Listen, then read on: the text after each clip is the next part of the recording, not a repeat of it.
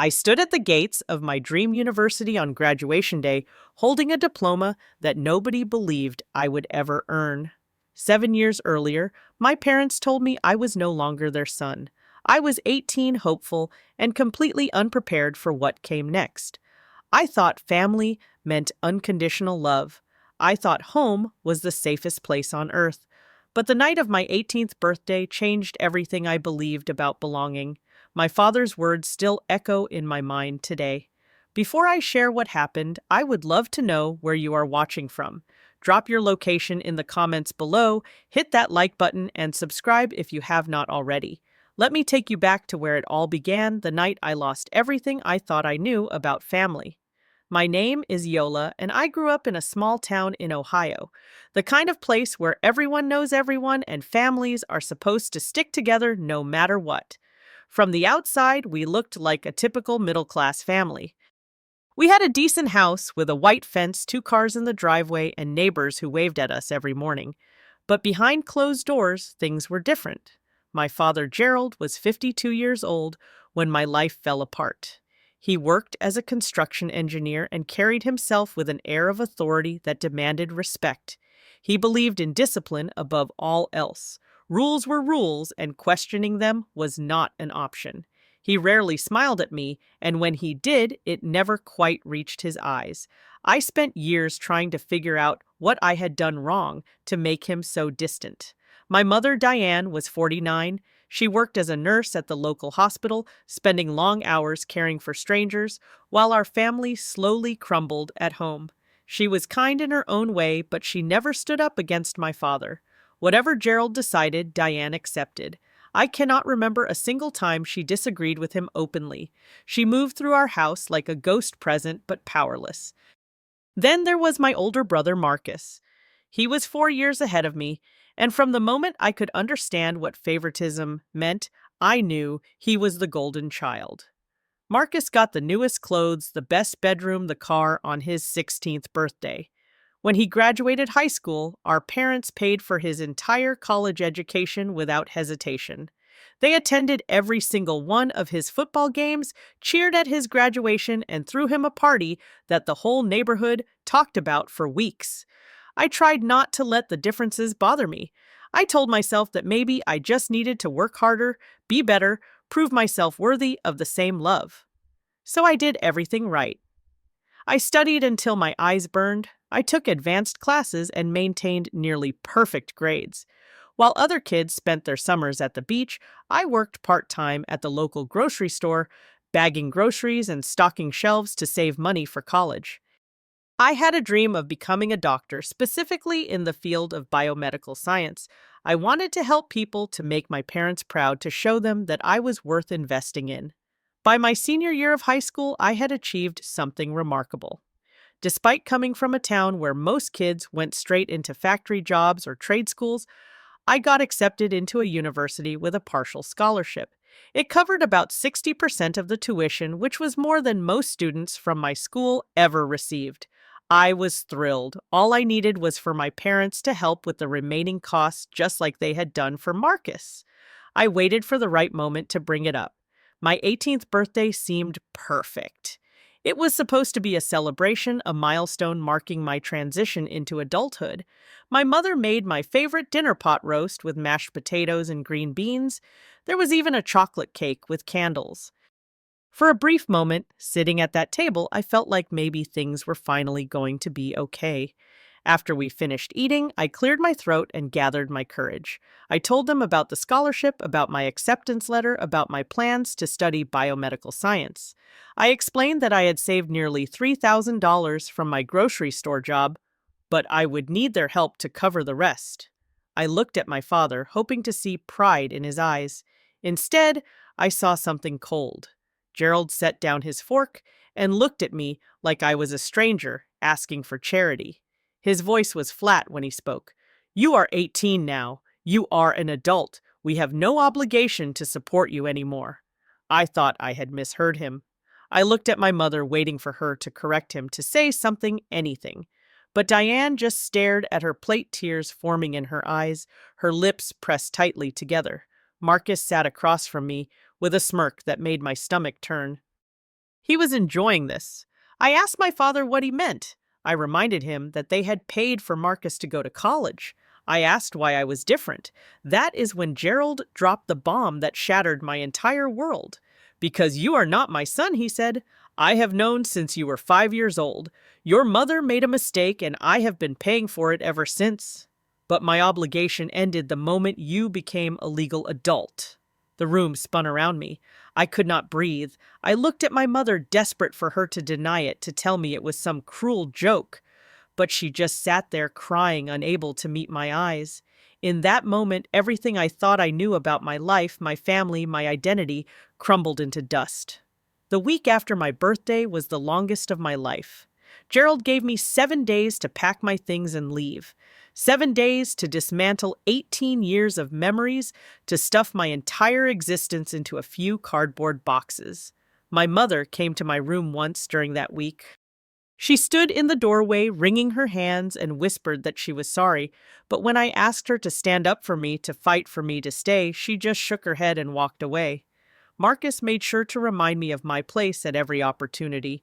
He would pass by my room and make comments under his breath. I always knew you did not belong here, he said one evening. Dad should have done this years ago. You are lucky he let you stay as long as he did. I wanted to scream at him. I wanted to demand answers, to make someone explain how a family could throw away one of their own so easily. But every time I tried to speak, the words caught in my throat. What could I possibly say that would change anything? On the 7th day, I loaded my boxes into the trunk of my beat-up Honda Civic, a car I had bought myself with money from the grocery store. I stood in the driveway for a long time, looking at the house where I had grown up. My mother watched from the kitchen window but did not come outside.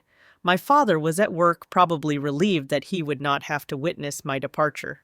Marcus was nowhere to be seen. I drove away without looking back. My best friend Tyler saved me during those first impossible weeks. He convinced his parents to let me crash in their basement while I figured out what to do next. The Hendersons were good people, the kind of family I had always wished I had. They did not ask too many questions, just made sure I had food to eat and a warm place to sleep. But I could not stay there forever. I knew I was a burden, even if they never said it. So I found a full-time job at a shipping warehouse on the edge of town. The work was brutal. I spent 10 hours a day lifting heavy boxes, loading trucks, and scanning inventory in a building with no air conditioning. By the end of each shift, my muscles ached so badly I could barely climb the stairs to my rented room. That room was all I could afford. It was a tiny space in a run-down apartment shared with 3 strangers, people I had never met before and rarely saw except in passing. The walls were thin, the plumbing was unreliable, and the heating barely worked during winter. But it was mine.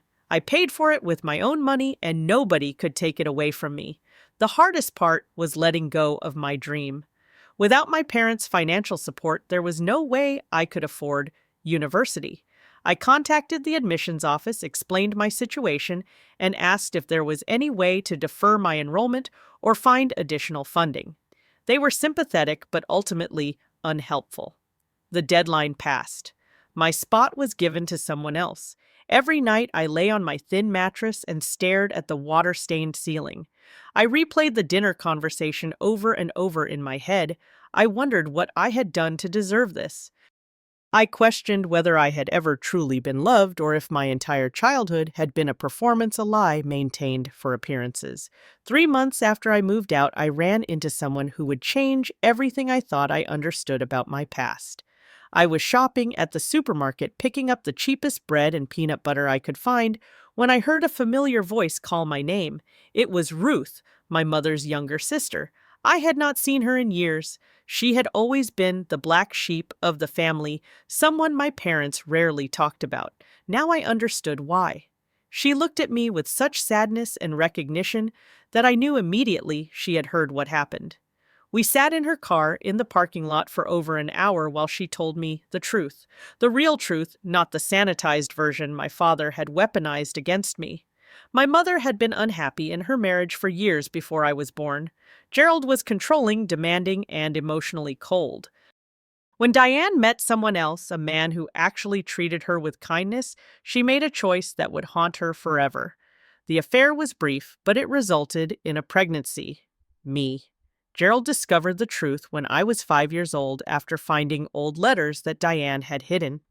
Instead of leaving her, he made a calculated decision. He would stay, but only if Diane agreed to complete submission. No more independence, no more outside friendships. She would become exactly the wife he demanded, and he would keep the secret of my parentage as leverage forever. Marcus was Gerald's biological son, which explained why he had always been treated differently. I was a constant reminder of Diane's betrayal, and Gerald made sure I paid for it every day of my childhood in small, subtle ways. The coldness, the favoritism, the emotional distance. It all made sense now. Ruth told me she had tried to convince Diane to leave years ago, but my mother was too afraid. Gerald had broken something inside her, and she no longer believed she deserved better. I sat in that parking lot long after Ruth drove away. The anger I felt was indescribable, not just at Gerald for his cruelty, but at Diane for her cowardice. She had watched me suffer my entire life and done nothing. She had let me believe I was somehow deficient, unworthy of the same love she gave to Marcus. She had chosen her own comfort over my well-being. I had never felt more alone in my entire life. A year passed, then another. The warehouse job sucked the life out of me day by day. I earned just enough to pay rent and buy food with nothing left over for savings or dreams. The boy who had once imagined himself in a white coat helping patients and making groundbreaking discoveries now spent his days scanning barcodes and nursing a permanent backache. The lowest point came on a rainy Tuesday night in October. I had just finished a 12-hour shift because someone called in sick, and there was no one else to cover. My car would not start in the parking lot. I sat behind the wheel, listening to the rain pound against the windshield, and I cried. Not just tears, but deep, racking sobs that came from somewhere I did not know existed inside me. I questioned everything. What was the point of any of this? I was working myself to death for a life that barely qualified as survival. The family that was supposed to love me had thrown me away like garbage. My dreams were dead. My future was an endless stretch of warehouse floors and lonely nights. For one terrifying moment, I wondered if it would be easier to just stop trying altogether. But then morning came. The rain had stopped and pale sunlight filtered through my dirty windshield. I looked in the rearview mirror and barely recognized the person staring back at me. Exhausted, defeated, empty. And then I noticed something on the passenger seat. It was an old photograph that must have fallen out of one of my boxes when I moved. The picture showed me at about 7 years old, grinning at the camera with a gap-toothed smile and bright, hopeful eyes. I was holding a toy stethoscope, pretending to check the heartbeat of my stuffed bear. That little boy had no idea what was coming. He did not know about the lies or the rejection or the pain. All he knew was that he wanted to help people when he grew up. I held that photograph for a long time, and somewhere in that silence something shifted inside me. I realized that I had been letting other people define my worth for far too long. My father decided I was worthless, so I believed him.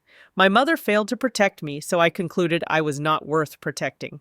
Marcus treated me like an outsider, so I accepted that I did not belong. But what if they were wrong? What if the problem was never me at all? I made a decision in that car. Nobody was going to steal my future, not Gerald with his cold cruelty, not Diane with her cowardice, not Marcus with his petty jealousy. If they would not help me become the person I was meant to be, then I would do it myself. I started researching that very night. I discovered that there were programs designed specifically for students like me, those who had been cut off from family support and needed to navigate the system alone. I learned about community colleges that offered flexible schedules for working adults. I found scholarships I had never heard of, grants for students who demonstrated financial independence. The path would not be easy. It would take years longer than I originally planned. But it was possible. I enrolled in evening classes at the community college 20 miles from my apartment. For the next 2 years, I worked the day shift at the warehouse and spent my nights studying biology, chemistry, and mathematics. I survived on coffee and determination. I slept maybe 4 or 5 hours a night. I lost weight. I gained dark circles under my eyes, but I also earned straight A's. My professors noticed my dedication. One of them, a biology instructor named Dr. Patterson, took me aside after class one evening. She asked about my story, and for some reason, I told her everything. She listened without judgment, and when I finished, she told me about a transfer program for exceptional community college students. The state university had a partnership that offered full scholarships to students who demonstrated outstanding academic achievement and financial need. I applied with nothing to lose. 4 months later, I received an acceptance letter with a full scholarship to study biomedical science. But that was not all. The department head had read my application essay about overcoming adversity, and he wanted to invite me to join an undergraduate research program led by one of the most respected professors in the field. I read that letter standing in the hallway of my cramped apartment, surrounded by peeling wallpaper and the smell of mildew from the bathroom. And for the first time in years, I laughed. Not from happiness exactly, but from disbelief, from vindication, from the sheer absurdity of proving everyone wrong through nothing but stubborn refusal to quit. I was going to become a doctor after all. 5 years after that acceptance letter, I walked across a stage in front of thousands of people and received my bachelor's degree with honors. The local newspaper wrote a story about me, the kid from a small Ohio town who overcame family rejection to achieve academic success. The headline called it an unexpected comeback. I suppose that is accurate enough. What the newspaper did not know was that Gerald and Diane read that article too. They found my email address through the university website and reached out with a message I never expected to receive. Gerald wrote that they had made mistakes. He said he wanted to make things right. He said he was proud of me. Diane called me crying. She begged for forgiveness. She said she had regretted her silence every day since I left. But another part of me, the part that had grown through all those years of struggle, recognized that holding on to anger would only hurt me. So I agreed to meet them once. We sat in a coffee shop near my campus. Gerald looked older than I remembered, grayer and somehow smaller. Diane clutched her coffee cup like a lifeline, unable to meet my eyes for more than a few seconds at a time. Marcus had not come. Apparently, he was going through a divorce and struggling with money problems. Life had not turned out the way he expected either. Gerald apologized. He admitted that he had taken out his resentment toward Diane on me, that he had punished an innocent child for something that was never his fault. He asked if we could start over. I listened to everything they had to say. I did not yell or cry or demand explanations for every painful memory. I simply listened, and when they finished, I told them the truth. I said that I did not hate them.